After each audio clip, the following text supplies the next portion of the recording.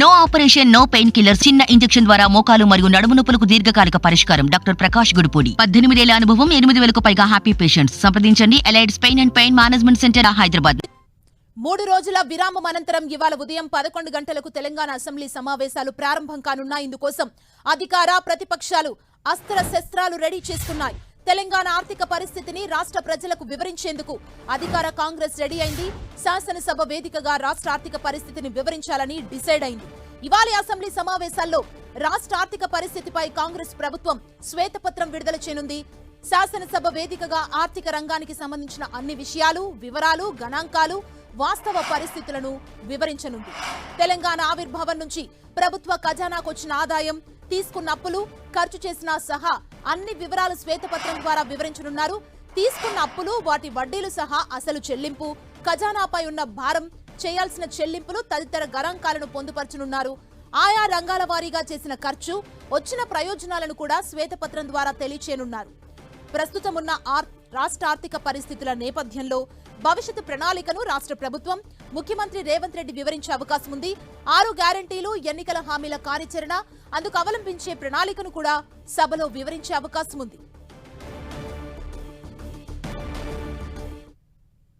3 రోజుల విరామం అనంతరం ఈరోజు 11 గంటలకు తెలంగాణ అసెంబ్లీ సమావేశాలు ప్రారంభం కానున్నాయి. ఇదే అంశానికి సంబంధించి మరింత సమాచారం మా ప్రతినిధి కొండల్ అందిస్తారు. కొండల్, 11 గంటలకు సభ ప్రారంభం కాబోతుంది. సభ ప్రారంభం అయిన తర్వాత పూర్తి స్థాయిలో హీటెక్కిచ్చే పరిస్థితి స్పష్టంగా కనిపిస్తుంది. ఎందుకంటే ఈ సమావేశాల్లో ప్రధానంగా రాష్ట్ర ఆర్థిక పరిస్థితులపైన ప్రభుత్వం ప్రజలకు వివరించేందుకు పూర్తిగా సన్నద్ధమైంది. దీన్ని ముఖ్యంగా CM Revanth Reddy power point presentation ఇవ్వబోతున్నారు.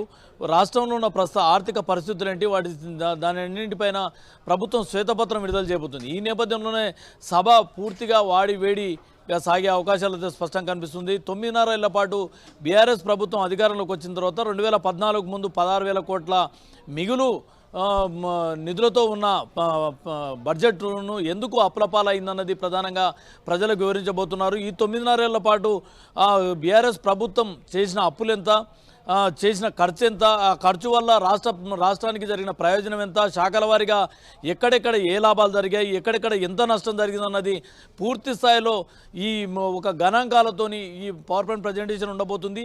వీటితో పాటు కంప్లీట్గా శ్వేతపత్రం ఇవ్వబోతున్నారు. ప్రధానంగా ఇప్పుడు ప్రస్తుతం రాష్ట్రం దాదాపు 5.5 లక్షల కోట్ల అప్పులు రాష్ట్ర ప్రభుత్వం పైన ఉంది. ఇది పూర్తిగా రాష్ట్రాన్ని అప్పుల కుప్పలుగా మారిందన్నది ఇప్పుడున్న సీఎం రేవంత్ రెడ్డి ఆరోపిస్తున్న పరిస్థితి ఉంది. దీనికి అనుగుణంగానే ఎందుకు ఈ అప్పులు ఎక్కడెక్కడ చేశారు, ఎలా చేశారు అన్నది ప్రధానంగా చెప్తుంది. ఆర్బీఐ అనుమతుల ప్రకారమే 3,89,000 కోట్ల అప్పులు రాష్ట్ర ప్రభుత్వం చేసింది. ఇవి కాకుండా వివిధ కార్పొరేషన్ల పేరుతో మరో 1,50,000 కోట్ల అప్పులు చేసింది. మొత్తం కలుపుకుంటే దాదాపు 5.5 లక్షల కోట్లకు అప్పులున్నాయి. ఈ 5.5 లక్షల కోట్ల అప్పుల్లో ప్రధానంగా ఇరిగేషన్ రంగం పైన ఎక్కువ ఖర్చు చేసిందన్నది గతంలో ప్రభుత్వం చెప్పింది.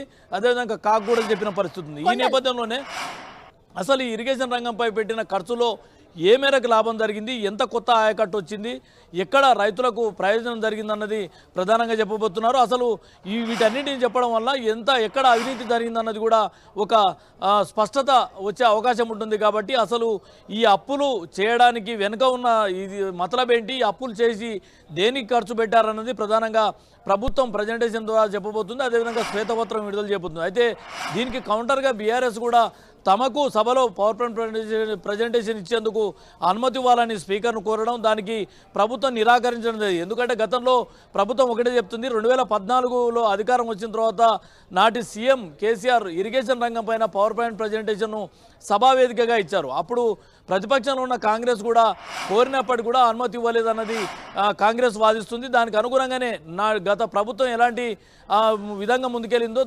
దానిలో భాగంగానే ఇప్పుడు కూడా ప్రజెంటేషన్కి అనుమతి ఇవ్వలేమని చెప్పి ప్రభుత్వం స్పష్టం చేసిన పరిస్థితి ఉంది. ఈ నేపథ్యంలోనే కొంత సభ అయితే వేడెక్కనుంది. సభ బయట కూడా అదే పరిస్థితుల్లో వేడెక్కే పరిస్థితి అయితే కనిపిస్తుంది. సభలో కాంగ్రెస్ ఏదైతే CM Revanth Reddy power point presentation అనుకోండి, ఆయన చెప్పే వివరణకు అనుకోండి బీఆర్ఎస్ అడ్డు తగిలే అవకాశం స్పష్టంగా ఉంది. సభ గందరగోళం మారేగా అవకాశం కూడా స్పష్టంగా కనిపిస్తుంది. సుమా, కొండల్ శ్వేతపత్రం ఈ రోజు అసెంబ్లీలో విడుదల చేయబోతున్నారు. CM Revanth Reddy power point presentation కూడా ఇవ్వబోతున్నారు. ఆల్రెడీ కేటీఆర్ కూడా రియాక్ట్ అయ్యారు దీనికి సంబంధించి. తెలంగాణ ఆర్థిక పరిస్థితి ప్రతి ఒక్కరికి కూడా తెలుసు. లైక్ ఇది ఒక ఓపెన్ బుక్ అంటూ కూడా నిన్న కేటీఆర్ రియాక్ట్ అయ్యారు. అంటే ఈ రోజు బీఆర్ఎస్ పార్టీ తరపు నుంచి ఒకవేళ అవకాశం ఉంటే సభ ఎలా ఉండే ఛాన్స్ ఉంది? ఖచ్చితంగా బీఆర్ఎస్ నిన్ననే స్పీకర్కు లేఖ కూడా రాశారు. ఎందుకంటే తమకు కూడా పవర్ పాయింట్ ప్రజెంటేషన్ ఇచ్చేందుకు అనుమతి ఇవ్వాలి. అలా ఇచ్చినట్టయితే మా వాదన కూడా రాష్ట్ర ప్రజలకు వివరిస్తామని చెప్పి బీఆర్ఎస్ చెప్పిన పరిస్థితి ఉంది. అయితే దానికి ప్రభుత్వం అయితే అంగీకరించలేదు. కాబట్టి లోపల ఖచ్చితంగా కాంగ్రెస్ అంటే మంత్రులే అనుకోండి, CM Revanth Reddy power point presentation అనుకోండి, శ్వేతపత్రానికి వ్యతిరేకంగా బీఆర్ఎస్ ఆందోళనకు దిగే అవకాశం కూడా స్పష్టంగా కనిపిస్తుంది. ఎందుకంటే వారు కూడా పూర్తి స్థాయిలో గణాంకాలతో మేము కూడా సిద్ధంగా ఉన్నాం, ప్రజలకు వివరిస్తామని చెప్తున్న నేపథ్యంలో దీనికి అడ్డుతగిలే అవకాశం ఉంటుంది. ఒకవేళ అది కాకపోతే బయట కూడా వాళ్ళు పవర్ పాయింట్ ప్రజెంటేషన్ చేస్తాము, ఒకవేళ సభలో అవకాశం రాకపోతే బయట చేసి ప్రజలకు వివరిస్తామని చెప్పి కూడా బీఆర్ఎస్ చెప్తున్న నేపథ్యంలో ఒక రకమైన వాడివేడి వాతావరణం అయితే అసెంబ్లీ ప్రాంగణంలో లోపల సభలోనూ అటు బయట కూడా ఉండే అవకాశం అయితే స్పష్టంగా కనిపిస్తుంది.